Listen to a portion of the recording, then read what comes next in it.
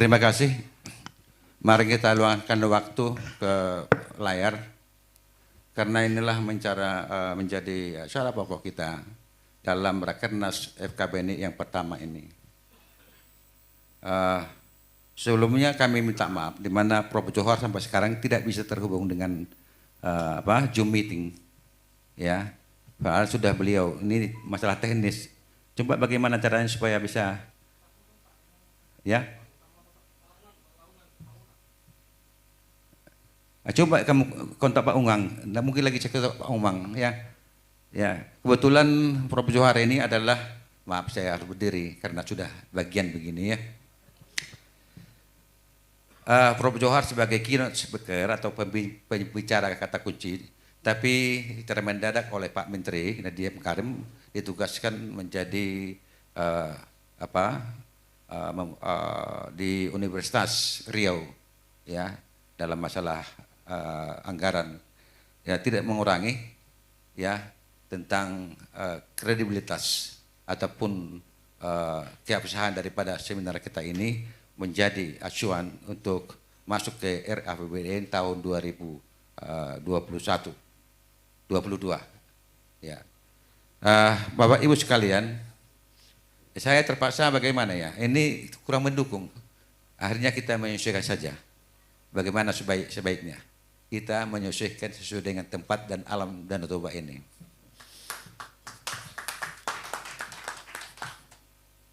Maaf Pak Seda, ya kadang-kadang begitulah hidup ini. Kadang-kadang di belakang, kadang-kadang di depan. Kan begitu Pak, itulah humanis namanya. Asal saja permisi, gitu ya Pak, ya. Monsiu. Baik. Prospek pendidikan humanis menjadi kurikulum. Pendidikan formal maupun pendidikan non formal. Ya. Itu adalah bagian dari bela Nusantara humanis. Nusantara Indonesia, dan pendekatan adalah silaturahmi Nusantara. Ya, gotong royongan maksudnya secara nasional. Next. Ini oke, tujuan utama tahun 2023, tahun 2035 akan Indonesia menjadi negara Nusantara Indonesia yang humanis. Itu adalah sasaran kita.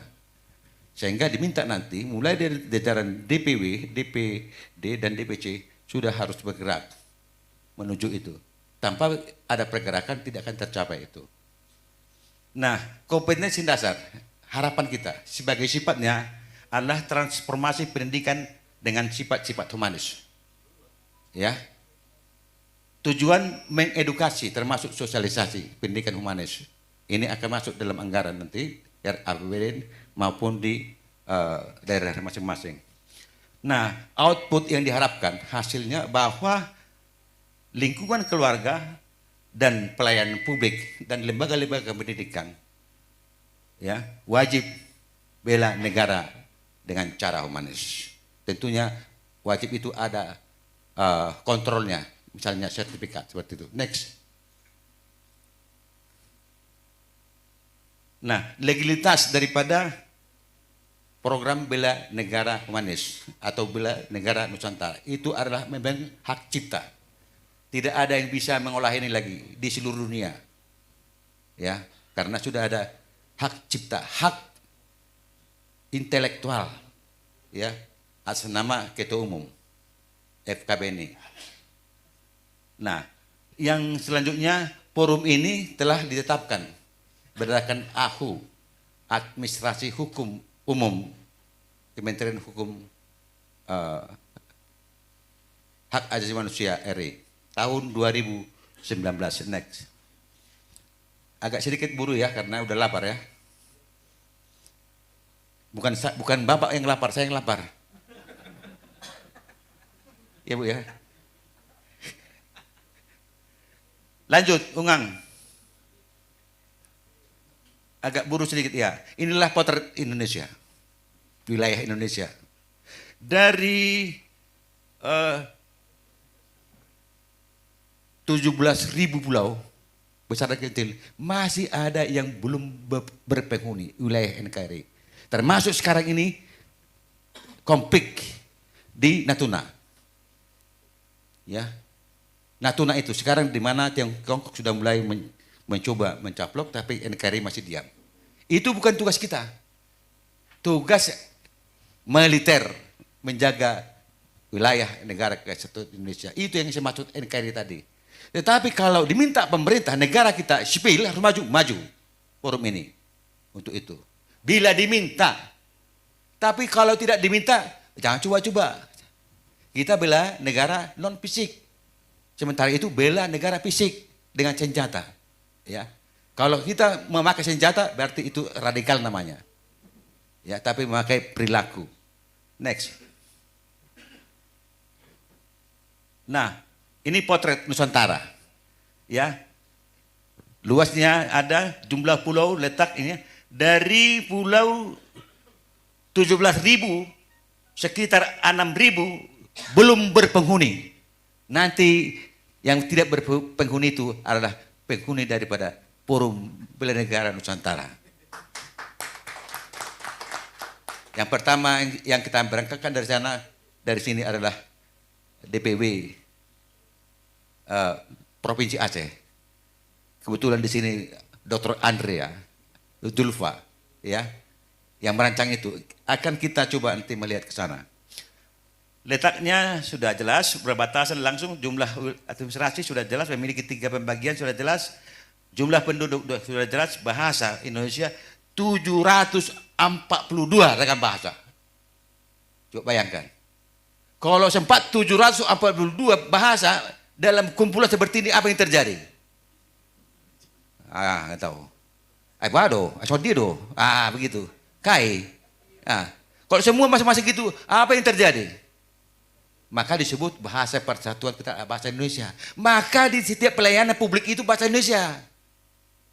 Biarpun di Simalungun, jangan bahasa Simalungun. Di Toba, jangan bahasa Toba. Gunakanlah bahasa persatuan supaya mengerti Pak Sugeng ini. Pak Sugeng juga seperti itu. Iya kan, Bu? Ya. Nah itulah dia. Itulah tadi toleransi itu. Intoleransi memaksakan kehendak. Ya.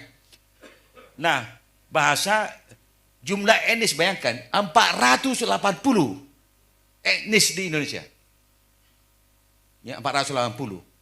Bayangkan, di Samosir berapa? Di Simalungun berapa? Nah, ini persoalan. Yang terjadi adalah kekerasan etnis. Ya. Penganut agama Islam. Coba, mayoritas Islam. Protestan 5%. Mayoritas dan minoritas itu persoalan selalu di Indonesia ini. Ya. Seharusnya yang besar itu ya memelihara yang kecil, yang lemah. Yang besar itu melindungi yang kecil, menghidupi yang kecil. Contoh, seorang ibu memelihara bayinya. Begitulah kalau yang humanis. Bukan sebaliknya ditindas. Ya, terbuka saja kita Pak Dr. Andre ya, bahasan ini. Nah itu yang terjadi. Ya. Next. Coba saja Pak Unang. Indonesia dengan Nusantara. Perbedaan Indonesia dengan Nusantara itu berbeda sekali. Nusantara itu adalah amanah Tuhan Yang Maha Esa kepada bangsa Indonesia, rukun dan damai. Indonesia itu adalah perebutan kekuasaan, perang fisik, ribuan manusia tumpah darah untuk merebut Indonesia, itu berkat perang fisik, itu bela negara fisik. Sementara Nusantara itu yang humanis. Jadi kita kembalikan sifat-sifat kebangsaan kita supaya humanis. Ya, nah itu perbedaan. Jadi Nusantara berasal dari bahasa kuno Jawa. Jadi apa istilahnya Pak kalau filsafat orang Jawa?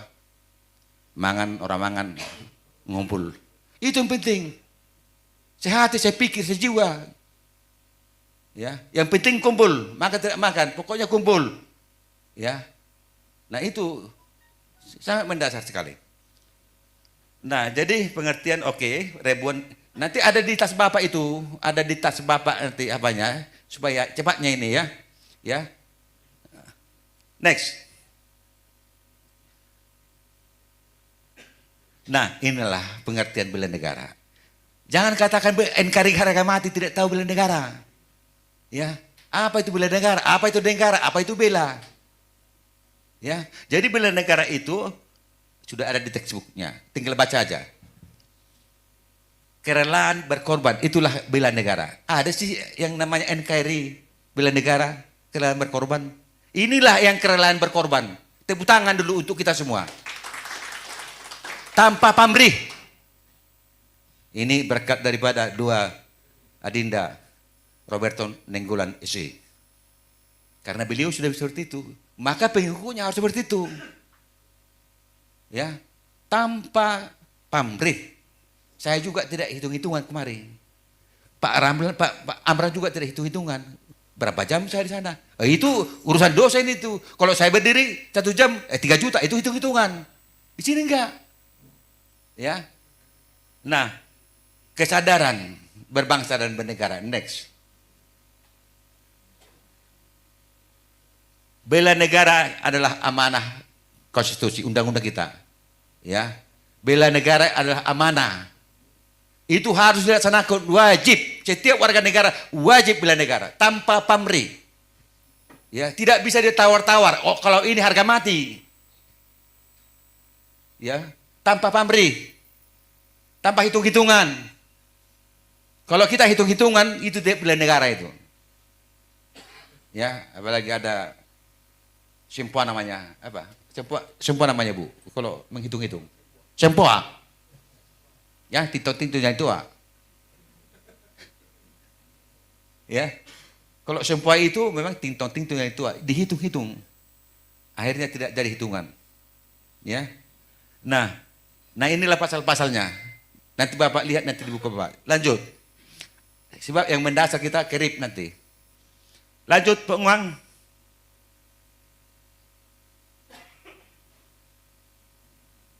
Tujuan bela negara sudah ada di sini, ya, membangun, mewujudkan, memberikan pendidikan, ya, oke, lanjut. Nanti kita bahas, karena kelaparan sudah mulai mendesak. Nilai-nilai bela negara, ya, cinta tanah air, kesadaran, ini yang tadi. Lanjut. Bela negara pengabdian sesuai dengan profesi, ya, sebagai dosen saya harus bela negara. Sebagai ibu rumah tangga harus bela negara. Jangan hanya bela suami. Bela negara juga ya. Jadi saya sudah diingatkan Pak Sunggoro saya. Pak Sunggoro ini tidak pernah masuk organisasi. Tetapi setelah masuk FKB ini dia pun bilang nggak tahu saya kok bisa masuk saya kemari. Akhirnya setiap sore saya kumpul, Pak Sunggoro di mana? Habis saya di kampus karena saya harus kerjakan kampus. Itu adalah mata pencarian. Tugas saya sebagai dosen harus taat ajas. Sampai sekarang saya masih aktif. Sampai nanti 79 baru pensiun. Umur saya 62 sekarang. Bayangkan 17 tahun lagi baru pensiun. Itu adalah pemberian Tuhan. Itulah dasar saya, maka saya memberikan bela negara. Karena S1, S2, S3 saya beasiswa. Maaf. Bukan karena pintaran, karena belas kasihan Tuhan. Saya adalah manusia yang terbodoh. Sungguh, jujur saya di hadapan Tuhan. Tapi kok bisa? Ini kan pemberian Tuhan semata-mata. Maka dasar itulah saya. Ya, sudah diberikan pemerintah saya. Ya, sama dengan sekarang ini. Mana pemerintah ini? Ya, bahwa fakir miskin tanggung jawab dari pemerintah. Di mana? Tidak tahu. Hidup saja dia di republik ini. Udah berterima kasihlah sama pemerintah. Bagaimana kalau kita dilanda perang terus? Seperti negara-negara yang lain. Itu loh. Jadi kita harus bersyukur. Masih bisa pakai peci Pak. Pakai tahu merah. Pakai jangan luka. Wah, nampak otaknya. Ya. Ya bersyukur. Jangan menuntut banyak pemerintah. Kita bantu pemerintah. Begitu. Jangan terus tanggung jawab pemerintah untuk fakir miskin. Di mana kok banyak kemiskinan? Hanya itu aja dibahas di Jalan Cipto. Ada tempat Pak Kasmir ini di samping Senayan. Mana Pak Kasmir? Nah, ini contoh ini radikal. Tidak taat ajas. Jauh-jauh datang dari Jakarta, keluar pula. Mana? Oh, di sana ada orang humanis.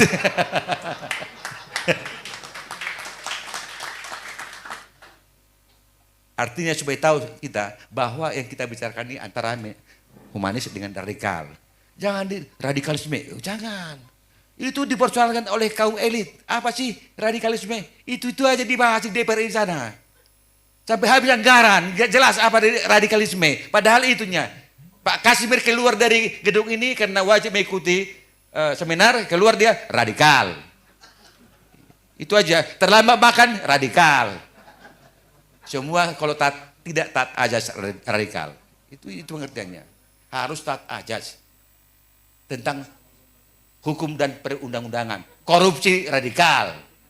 Pemalsuan dokumen radikal. Ya Pak Kadis. Pak Kadis ini kadang-kadang dibilang 5.000 sudah vaksin padahal 3.000. Radikal.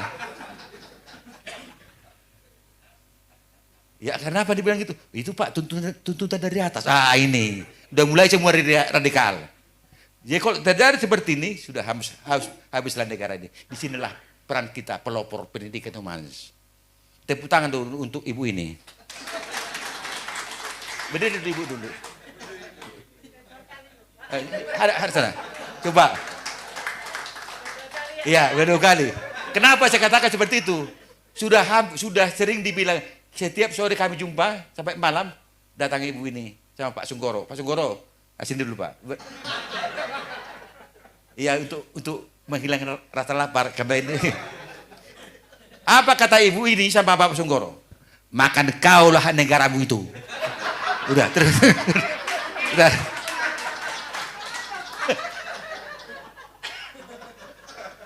Jadi harus nanti juga begitu abang. Kalau datang kakak bilang, ya asik bicara FKP ini, makanlah negaramu itu. Itu sudah di kuping saya Pak.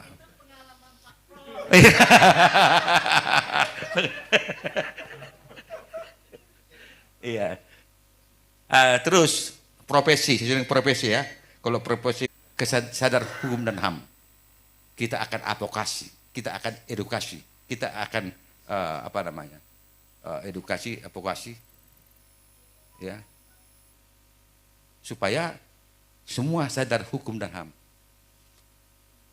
Nah, etnosentris, ya misalnya ini MPAD sudah bergeser Pak. Ya, MPAD itu adalah masyarakat penduduk asli daerah. Ah ini, mana aku? Aku penduduk di sini. Kalau begitu sempat disaposir, orang Jawa semua keluar. Mana NKRI? Kalau begitu nanti di Kalimantan itu. Kami penduduk asli daerah, keluar. Itu pada waktu itu Madura. Mana NKRI? Ya Pak. Iyalah bilang Pak, ya. Saya kajian saya antropologi, kebetulan saya meneliti untuk itu. Ini semua berkat penelitian-penelitian yang saya lakukan, baik secara survei, baik secara menggunakan metodologi, ya, yang akurat. Nah, apa itu goit ini? Goit dulu, supaya nampak ini Pak Ungang. Perhatikan layar ini Pak Ungang. Ya, radikalisme. Nah, radikalisme, ya, radikalisme ini, ya namanya radikal. Sudah ada di situ, ya. Apa pengertian radikal? Termasuk tadi, ya, terlambat makan kita radikal. Makanya saya sempat buru-buru ini saya buat supaya jangan radikal. Oke, next. Saya agak sedikit semangat saya membuat tangan saya seperti ini, Homan Paris, ya kan? Karena baru dapat cincin ini dari Kalimantan Barat. Agak semangat saya. Ya. Saya nggak pernah pakai cincin loh. Menurut saya kalau pakai cincin, saya pakai emas saya di sini. Saya lihat orang yang makan itu radikal. Betul nggak Pak? Maka hati-hati Bapak jangan pakai jam-jam cantik kolar sebelum. Betul itu. Radikal.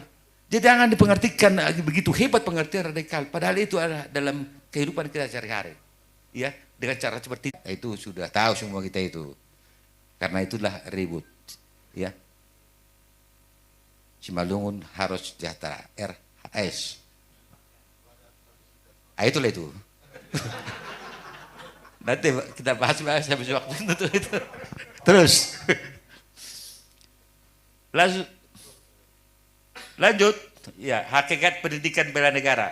Ini pendidikan, hakikatnya pendidikan bela negara. Jadi di bela negara itu ada pendidikan. Maaf ya, agak bergaya saya. Saya nggak pernah pakai cincin seumur hidup. Jadi agak bergaya sih, agak semangat ditarik dia. Rupanya ada. Kalau nggak mau, kita pun mau. Ya boleh. Iya. Radikal juga ini. Hak orang. Itu. Hak orang tadi amin. Iya, kecuali dikasih dalam hati. Mengasihi itu harus dari hati, jangan dari otak. Olah hati, olah pikiran, olah hati, olah gerak. Kognitif, afektif, psikomotorik. Nah, kita terutama bukan di olah pikir, tetapi afektif, olah hati. Ya. Kalau NKRI harga mati, psikomotorik, main terus tanpa ada rule aturan. Itu, ya. Nah jadi itulah, jadi hakikat pendidikan bela negara itu boleh dilakukan informal, boleh non formal, boleh formal. Silakan lanjut. Nanti akan dijelaskan satu persatu ini. Nah ini bentuk-bentuk partisipasi bela negara. Ada sis kambing, lihat 2 jam itu, sebentar lagi jam. Saya kalau dilihat jam terganggu saya.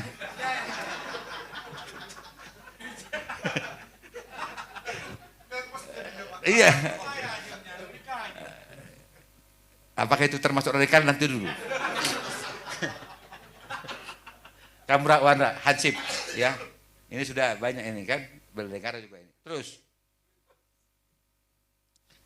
Kalaupun dilihat jam, tolong bilang Pak Uang cepat-cepat putar ini.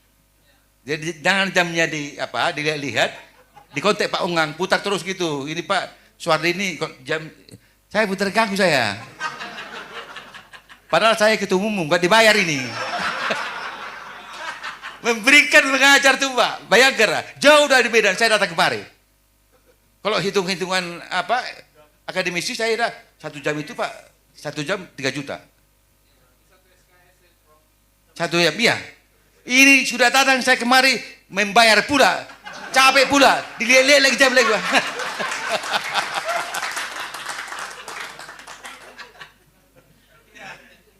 Maksud saya terhibur adinda saya Roberton Nenggolan karena sudah capek tadi membuat video itu.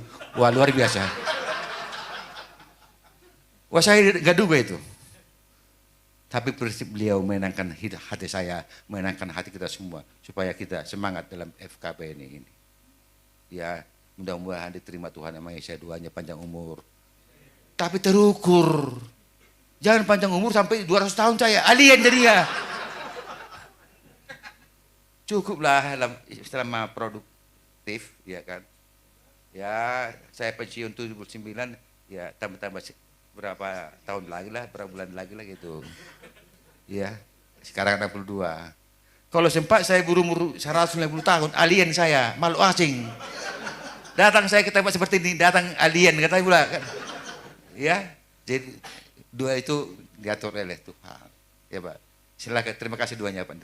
Ya, mudah-mudahan bisa kita, karena ini semua sudah janji Pak Usran akan berangkat ke Kalimantan Barat tahun 2022.